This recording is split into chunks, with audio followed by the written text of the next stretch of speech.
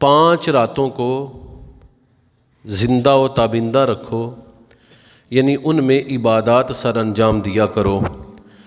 وہ 5 راتیں کون سی ہیں؟ ان میں سے پہلی ہے جمعۃ المبارک کی رات، یعنی جمعرات اور جمعے کی درمیانی شب جو ابھی گزر چکی ہے، جمعرات اور جمعے کی درمیانی رات۔ فرمایا عبادت سے زندہ رکھو، یہ فضیلت والی رات ہے۔ پھر فرمایا رجب کی پہلی رات، رجب کا مہینہ، یہ جو سابقہ مہینہ گزرا ہے جسے معراج النبی کا مہینہ کہتے ہیں، رجب المرجب کا مہینہ، فرمایا اس کی پہلی رات۔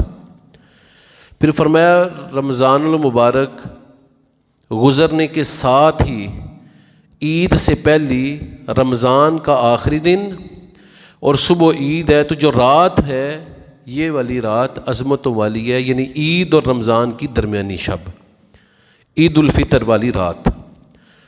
اور اسی طرح عید الاضحیٰ والی رات 9 تاریخ گزر گئی، صبح عید پڑھنی ہے، قربانی کرنی ہے، تو جو درمیان والی رات ہے وہ عظمت والی رات ہے، عبادت دعا کے لیے مخصوص رات ہے۔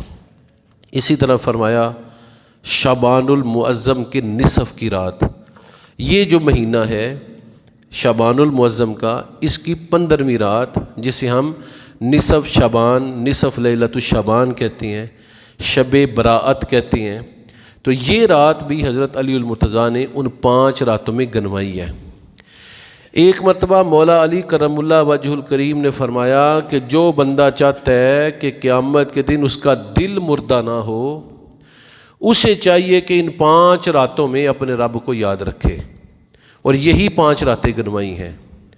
جمعرات اور جمعہ کی درمیانی شب، عید الفطر کی رات، صبح عید الاضحیٰ ہے تو وہ والی رات، شعبان المعظم کی نصف 15ویں رات شب برات، اور رجب المرجب کی پہلی رات۔ تو ان راتوں کے اندر بندوں کو چاہیے کہ ان راتوں میں یاد الہی سے غافل نہ رہیں۔ اسی طرح سیدنا علی المرتضیٰ کرم اللہ وجہ الکریم سے مروی ہے، آپ نے فرمایا شعبان المعظم آ جائے تو حساب رکھا کرو، جب اس کی نصف رات آ جائے، نصف لیلۃ الشعبان آ جائے یعنی 15ویں رات، تو فرمایا قوموا لیلہا، رات کے وقت قیام کیا کرو، نماز پڑھا کرو، نفلی عبادت کیا کرو، وصوموا نہارہا، اور اس کے دن کے وقت روزہ رکھا کرو۔ شعبان